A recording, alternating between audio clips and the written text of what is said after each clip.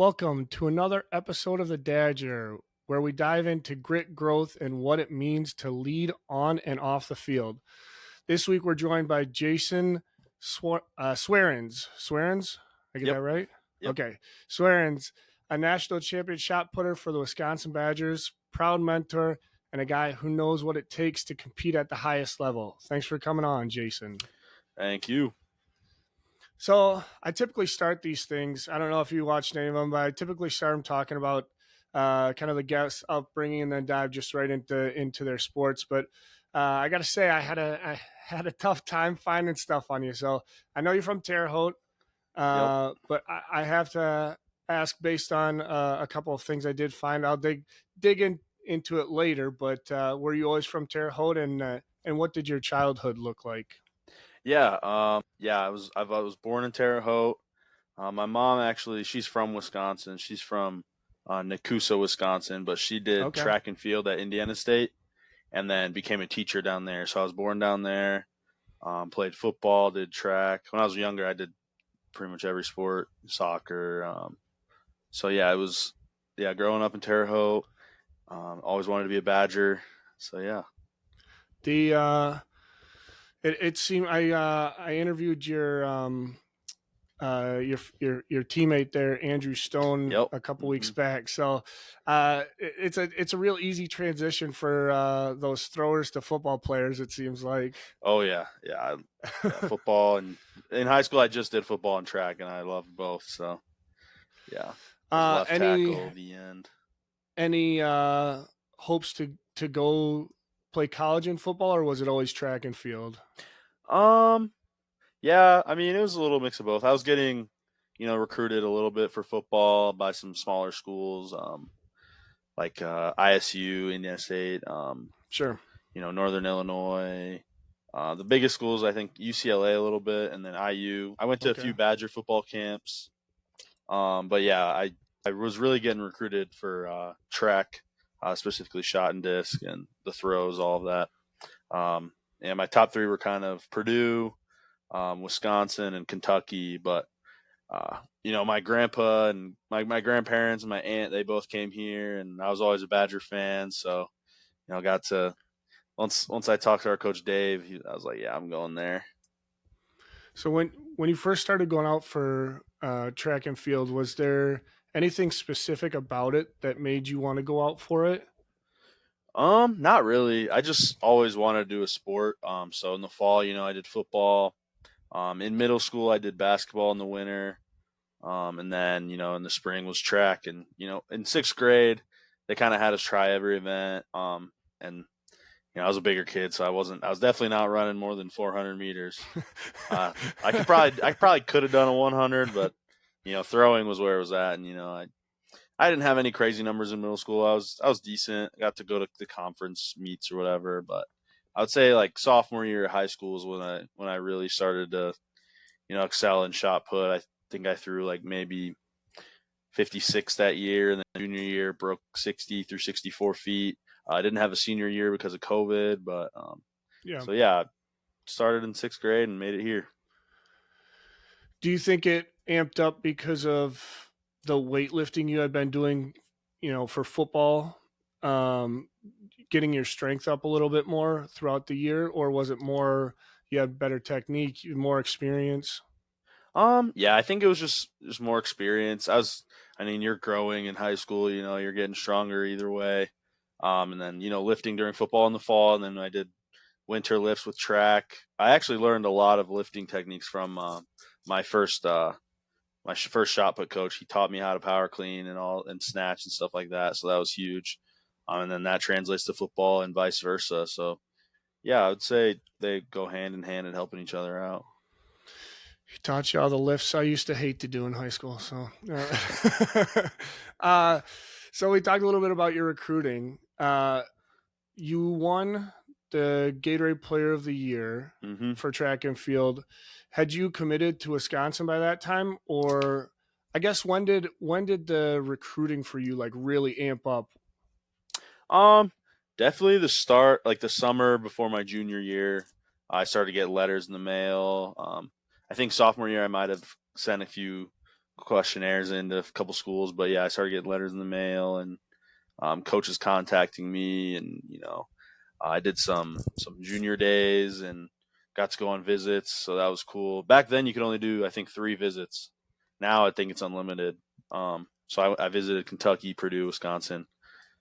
I mean, I'd been to Badger games before, so but it was just cool to be on the field. I met Ron Dane that day. I Oh, remember nice, it was a nice. good day. Yep. So you talked about it even after your nationals, but you said also spoke about it a little bit here. Your grandma and grandpa went. So, like in the recruiting process, was it essentially just you waiting for Wisconsin to recruit you, or Um. Yeah. or were I there? guess.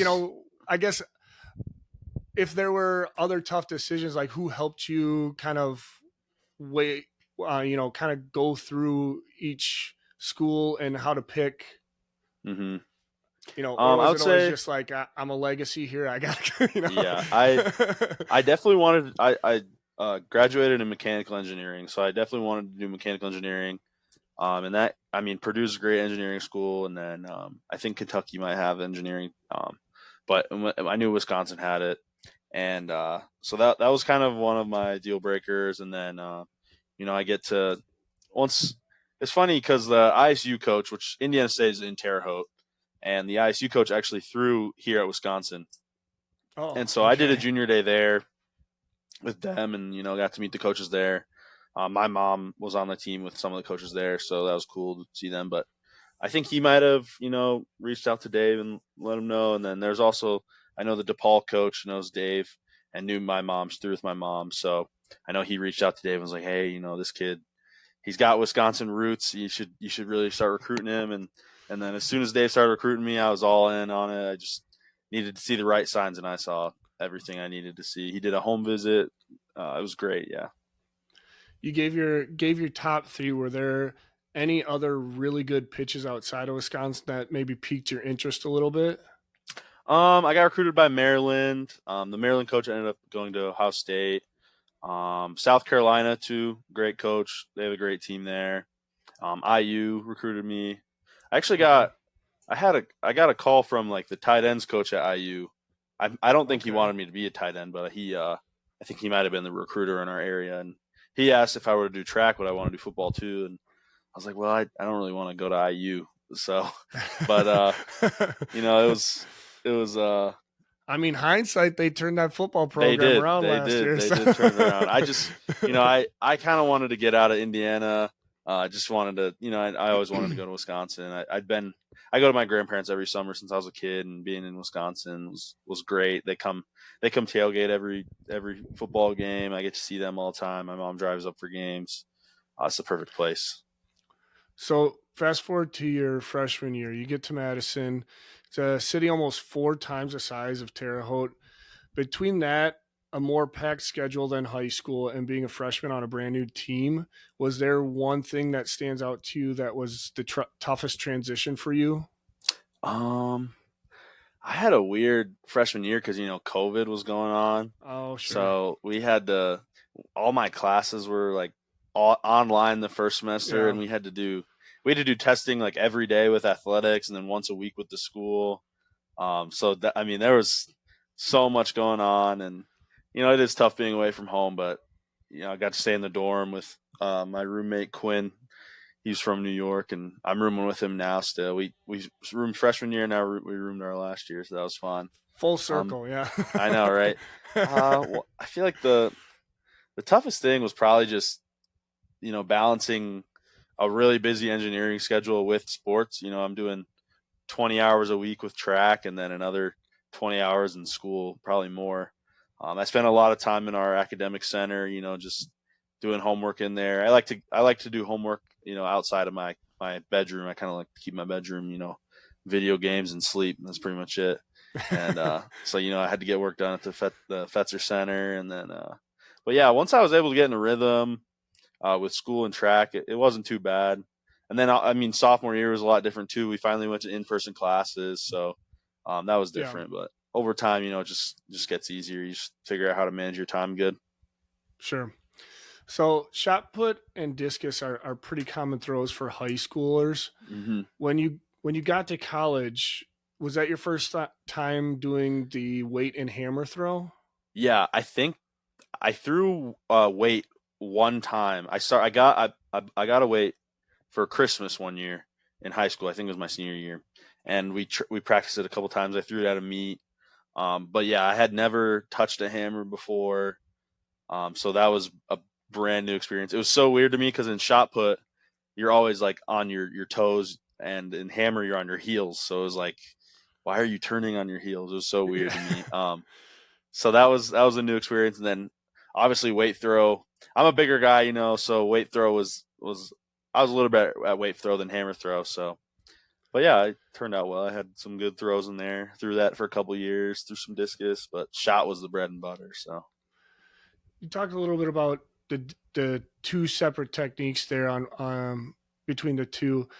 I obviously know there's probably a little bit of difference in the weight and hammer throw as well, but both hmm involve really kind of gaining momentum on multiple terms on multiple turns. How difficult is it to keep that control, or is it pretty standard once you have the technique down? I mean, for me, it was a battle. I'd never thrown hammer, so there were some pretty frustrating days where I'm like, why am I not throwing this? Why can't I stay in the ring?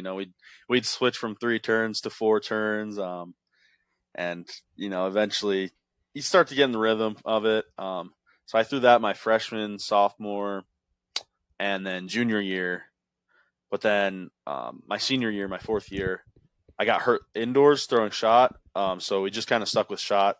We did some rehab and stuck with shot outdoors. Ended up finishing runner up last year, and then this year we were like, yeah, we'll just do shot and weight all year, and that's it. So, yeah, Okay, that's kind of what I thought. I uh, had you pulled up on the Wisconsin page. I mean, you got a ton of accolades, but it looks like that's kind of what it boiled down to yep, coming down the hmm stretch of your career. yeah, So, um, I'm gonna go to. I'm gonna switch it up a little bit here in sure the thing. uh, about what I alluded to above. Uh, you talked on captimes.com about how you took inspiration from Giannis's post game interview Oh yeah, after they lost to, I believe it was Miami Heat, hmm where he talks about, losing's not a failure; it's just a step to success. But you do have a lot of ex posts with the Bucks and Packers. So, is it safe to say you're just a professional Wisconsin sports fan? oh yeah. I've always been I'm a huge Packer fan. I mean, I'm not like I don't know like old players like that, but I've been a Packer fan for life, and I keep up with the Bucks and the Brewers even. Always been a Wisconsin fan my whole life. So All to right, be a to we're be a happy to Badger have was you. the Yeah. was that what I needed. Yep. So I talked a little bit about it. Andrew Stone. Actually, was the one who referred me to you. That he told me a little bit about it, but maybe you can allude on it or expand on it a little further. You changed your technique over the last couple years in shot, and that's given you a lot more distance on your throws. Can you tell us Yeah. a little bit about what you changed and how you think it's helping? Yeah. So all of high school I did the glide form. So that's very linear. You start at the back of the ring. You push off one leg, land in the power position on 2 feet, and then you throw it. And then when I got to college, I switched to the rotation. I wanted to do the rotation in high school, but I tore my ACL during football my sophomore year, so I kind of wanted to stay away from the rotational stuff. So we just stuck with the glide. And then I got to college and the rotation it was hard to learn. We spent a lot of we spend the first couple months drilling it, and then finally we get in throws. And I would say for 2 years pretty much I was there's 3 parts of the throw kind of. There's the power position, which is like the final part of the throw where you have that weight loaded on your right leg or left if you're lefty, and you throw it. And then you have like a wheel, which is like half of the throw. It's just like a drill you do, and then the full throw. And for a while I would wheel turn the same distance. I would throw it the same distance as my full, which is funny because you're it's not how it's supposed to be. Right. But eventually I was able to learn the rotation, and I think I know my sophomore year I had one indoor meet where I threw 1932, which I think beat my high school PR, which I really wanted to do. And after I threw that, I was like, oh man, that this is gonna work out. For a while, it was frustrating. There were a lot of times where I'm like, what am I doing? I should just go back to the glide. But I stuck with it, and Dave, our coach, he helped me through that, and he knew what I needed to do. Coach knows best. So, and That's then right. my junior year at Penn Relays, I broke the school record for the first time. That was in Philly. That was one of my favorite meets to go to. Philly's a cool city, and to break the school record there was cool. And then outdoor Big Tens that year, I broke it again. And then all of my fourth year, I didn't break it. I stayed around the low 20 meters, but I hadn't moved up. And then this year, I had some meets over 20 meters, and then finally at our home meet outdoors, I threw 70 feet for the first time, huge accolade, and then go on to nationals, throw 21 meters again to win. So yeah. When you're, I mean, maybe more so when you first started, did the knee injury ever cross your mind on possibly re-injuring it, like, because when you're performing at that high of a level you have to be locked in so much, like any outside doubt, you know what I mean, you'd never be able Yeah. to perform as high as you have. No, yeah. After I tore my knee injury, I mean, the next year during football, that my junior year of high school, I wore I wore the knee The big braces, and then brace. same thing senior year, and then I got to once I got to college, it wasn't really a thought in my mind to re-injure that. It's not very common to have like ligament tears in your knees like that during throwing. There's Sure. times when I'll get like tendonitis and stuff, but I mean that's also just from lifting a lot, and I still don't have the same amount of flexibility in my left hamstring as my right because I got a hamstring graft. So I always Okay. thought that was kind of funny, but doesn't affect me too much. Opposite end of it. So you talked, you graduated in mechanical engineering. Do you think studying physics has helped you at all with throwing, or is that another thing that's like doesn't even cross my mind? Um, I mean, there's like the broad idea of physics and throwing. It's just wide wide radius and fast velocity. You're throwing it far, and you don't apply it on paper. As a thrower, Sure. the thought crosses your mind. Sometimes I almost think it makes me overthink the throwing too much. In the end, you're just throwing a heavy ball as far as you can, and sometimes that's all you got to think about. So yeah, but So in talking about your final throws at nationals, your your couple for your first throws went well enough to get you from the standpoint of getting into the finals, but then in the fourth one you foul, and after the fifth one you were in third. You talk about after your first couple throws you were just going after a big throw essentially. mhm. How did you find balance on that final throw to send it, but also make sure you're not fouling on your final throw? Yeah, that's like the hard part of throwing. You really want to go after a throw every time, but you have to make sure you do it the right way. And so a lot of that the first throw I took it easy, got me into finals. Second throw, went put a little more on it. Went after a little bit more, able to move myself up to that first position. And then I think on the third throw, I just tried a little too hard. A lot of times in my throws, if something were to go wrong, it's either I'm rushing my upper body compared to my lower body, and you really want to keep your lower body ahead. You want to keep like an X kind of with your shoulders and your hips. And so a Sure. lot of times it's just, I want to throw it. I feel like I need to move my upper body to throw it, but you really just want to keep your upper body relaxed, and so you can set yourself up well. And then I think my fourth throw in finals, I just knew it wasn't far, so I just walked out the front of the ring. And then next throw was 20 meters again, but I knew that wouldn't win. I needed 21. I walked over to Dave, and he's like, "You gotta wait. You gotta be a little more patient. Wait to throw it. Set it up." And so I go into that last throw, and before the throw, I'm thinking about, all right, let's wait, be patient, be patient. But then I feel like once I walk in that ring, I'm like, I just try not to even think about it. I'll just go in there and throw because it's, Yeah. you're not doing something you haven't done before. So Right. After your record-breaking throw. It looked like as soon as you let it go, you knew it was a good one. Did you Hmm. think it was the record-breaking one? Like, did you know? Because in the interviews, your coach says he knew, like Yeah, it was the one. yeah, But like those videos of you on Instagram is amped up. I'm like, hell yeah, man, let's go. yeah.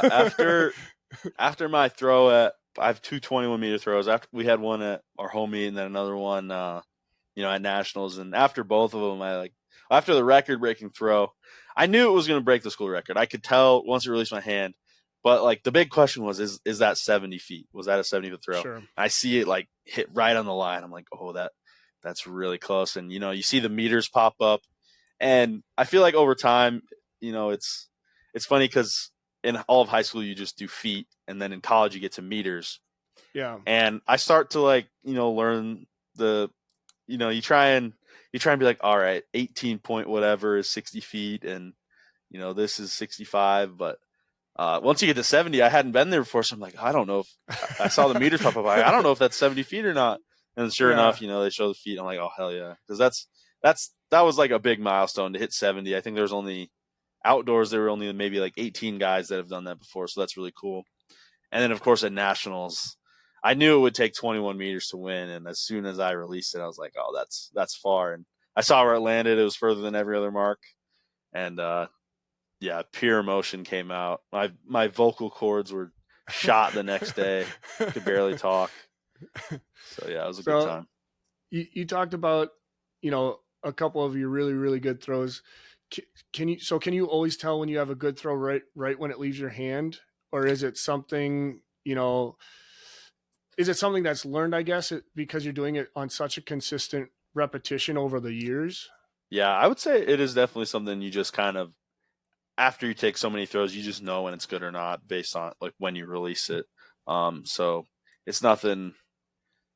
Yeah, it's just you just know. It's hard to explain. It's just something it happens.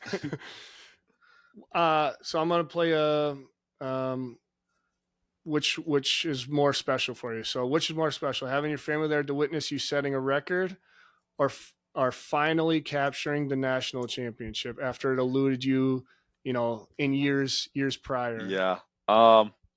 Well, it's funny enough. My family was also at the national championship, so I would have to put Okay. that one first, just because it was a mix of both. I had my Sure. my mom, dad, stepmom, grandparents, aunt, uncle were there, and I had gotten fourth at nationals, third and second, so to finally Yep. get that first place was just amazing. We I right after I threw it, I went over to my mom, hugged her, saw my dad over there, and then did my little victory lap, did all the post meet stuff that I have to do, and then afterwards we went over, got some food, and just talked about it all night. It was a good Yeah. time. How long do you guys have to do media after It you was a win while stuff because like that? after you throw and you win, once you win, someone comes over and they're like, all right, we got to do a shoe check. We got to take your shoes. We got to make sure they're legal shoes. I think they have to just be shoes that everyone can access, like can buy or something, Sure. not modified or anything like that. And so they take your shoes. I they take us. I think I did one interview right away. I got to sign like this cool big trophy they had out there. Yep. I saw that. Then they take us into like the processing to go on the podium. They give us our medal. We go on the podium. I do a victory lap. Do another interview. And then finally, you have to go and you have to do drug testing if you win. Man, so it's a whole It's a process. process. You do drug testing, and then finally after drug testing, you're free. You go. Well, I guess you're not free. You have to walk through media. You have like 10 guys there filming, and then you meet with like the Tracktown USA account for Eugene. They have a cool account. And they post fun stuff, so you do something fun with them. And then finally, you're free. Once you're out of there, you're free. And so it was probably, I think within an hour you have to do drug testing, and I Okay. made it like I think I had 10 minutes left, so it was over an hour of just stuff after the competition. So, but it was uh, fun. The victory lap was fun. There was a lot of people that came down to high five me and stuff. Got to take pictures, so it was cool. well, since we're talking about the process, you think there's something special about Hayward Field that you feel just brings out the best in athletes? Oh yeah, the fans are phenomenal at Hayward. They get into every event out there, whether it's long jump, shot put, the 10K. They love their distance races out there too. So Oh yeah. and I know we had in outdoor Big Tens there as well, and I Okay. won that for the first time. That was my first outdoor Big Ten win. And I remember right before I threw it, the announcer said something like, "Oh, Jason's in the ring for his last throw. It's the freebie." Because at that point, I had already won. I just had one more throw. Yeah. And so I always do like a "here we go" and I start to clap, and the crowd really got into the clap, and so that boosted me. And then I did the same thing outdoor nationals, and yeah, the crowd gets loud with those claps, and they're doing it like on everything because long jumpers want to clap, high Right. jumpers want to clap, Right. pole vaulters, shot put, so they're getting into it.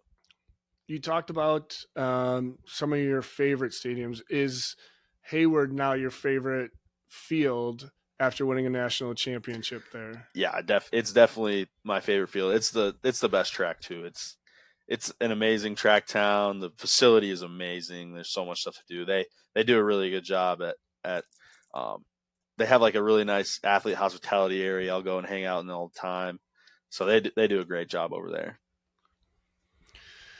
So between winning a Big Ten title, setting the school record, winning the first shot put title for the Badgers in 50 years, being named male field athlete of the year this year, how does it feel knowing you cemented such a legacy at not only yours but your grandparents' alma mater as well?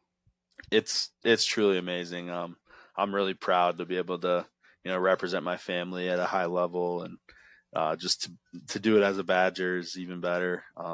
I grew up watching the Badgers play, big Jonathan Taylor fan. So it was cool to be able to come here, walk through the hallways I always wanted to walk through. Yeah, it's truly amazing. So, having used all your eligibility and only being a few feet off from Ryan Cruiser Krauser, yep. Krauser, are you hoping to keep pushing your career to Worlds? I think it's in Oh yeah. September, right? Yeah, And then so eventually, I'm going to the World University Games. I leave this Friday. That's in Germany, and okay, then after that, I fly to U.S. Championships over in Eugene again. okay, Top four there go on to Worlds, which is in Tokyo this year, I believe. And then after that, I'm gonna keep training pro next year. I'm looking just for like a part-time job right now, just to keep busy, keep a good schedule. And so yeah, yeah. Well, that's the plan. you've had such success in Eugene. I mean, that should be second home for you now. Oh yeah, pretty much. I'm there. I've been there so many times in the last 2 years. It's great. Like I think I was there 3 times last year, and then 3 times this year, I guess. So I should just so get a it, house out there or something. there you go. Yeah. So, if you don't mind me asking, so once you're past college, do you have to get like sponsorships or anything? Or Yeah. I So guess having won the national championship, did it automatically qualify you for something?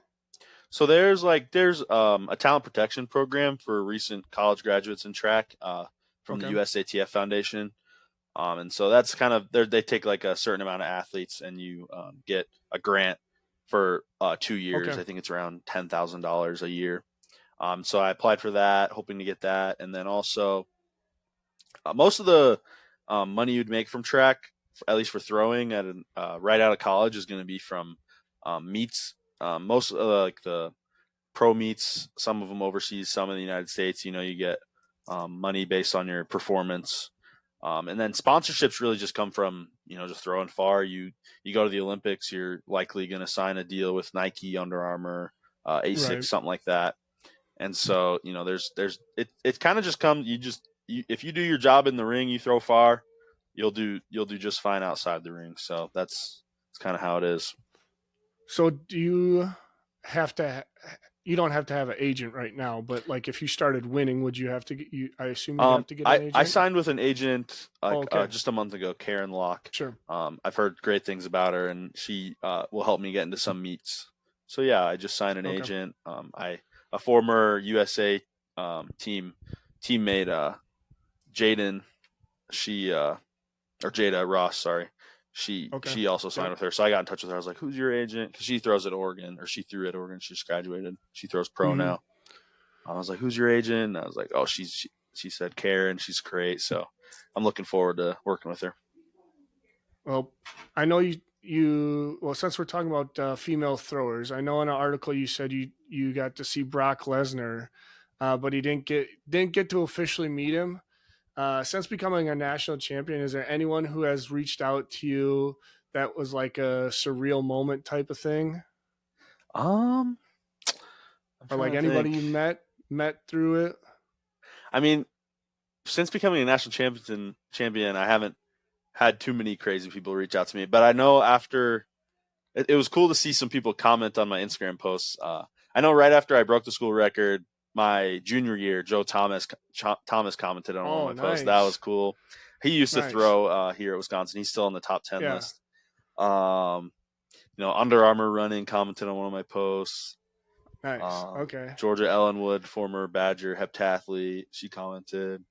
Yeah, just some cool people that it's cool to know that they're watching and supporting me. So So having such been on such a hot streak to end your college career, how do you keep that rolling? I assume it's you got tough. you, It's you tough. got workouts, but Yeah, this is the longest season of my life. Right after nationals, we took some throws and lifted a little bit. Just kind of like get back in the groove. And then I took 2 weeks off, and then okay. went back at it. Last week was the first week back at it. Training this week, and then going to Germany, throwing at a meet. It'll be nice to throw at a meet this week, or I guess next week in Germany. To get ready for USA's. It'll help me prepare for that. So, yeah. So I usually ask two questions to Oh, end these, but I'm gonna alter them. I'm gonna alter yours a little bit. So sure. first one, if you could go back in time and give yourself one piece of advice your first day walking onto the UW campus, what would that be? Hmm. Other Let's than alter your technique, right? No, I'm kidding. Yeah, right. I would say one big thing that I wish I would have done a little earlier than I did. Um, I think it was over my junior year or sophomore year in the summers, I started to try and like match my weight with the amount of protein I'd eat, and I think that helped Okay. me get a lot stronger.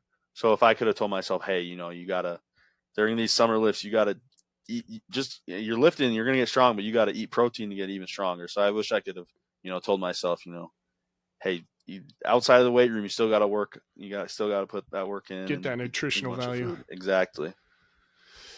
So second, in all the interviews and podcasts I listened to you say the same thing in most of them, that you knew you're going to have to throw over 21. So it Hmm. seems you have a good beat on what you need to do to win competitions. So I usually ask, how do you think the Badgers are going to do this next year? Since I've had Oh almost man, predominantly all football people on, but I, yeah. I've never had a national champion on here before, so I will Oh ask, how man, do you think you're going to do at the Worlds in a couple of months? yeah. I'll say it's gonna. I know for USA's, it'll probably take at minimum 21.75 to make the US team. So I'll have to PR by about almost 2 feet. So if I can do that, then I'll go to Worlds, and then at Worlds, I mean, honestly US championships to make the team is harder than Worlds in my Yeah. opinion. It's getting there Well, because they have they just had the Prefontaine Classic over in Eugene like a week ago, and there were 5 guys over 22 meters, which is insane. So I mean, once you get to Worlds, it's just another meet, and at that point, you're around all these yeah. great throwers. Yeah, So and I mean they have such a tenured, like some real veteran guys in there oh too yeah, that have been yeah. doing it at a high level for a long For time. sure. It's tough to beat, but I'm hoping to get to that point they're at. But all right, well, that's a wrap on this episode of the Dadger. Huge thanks to Jason Swarens for joining us and sharing his incredible story. And thanks for all of you listening, watching, and supporting the show.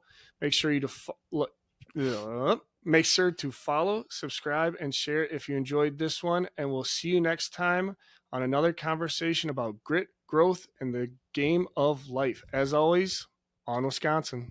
Sweet. On Wisconsin. Go Badgers.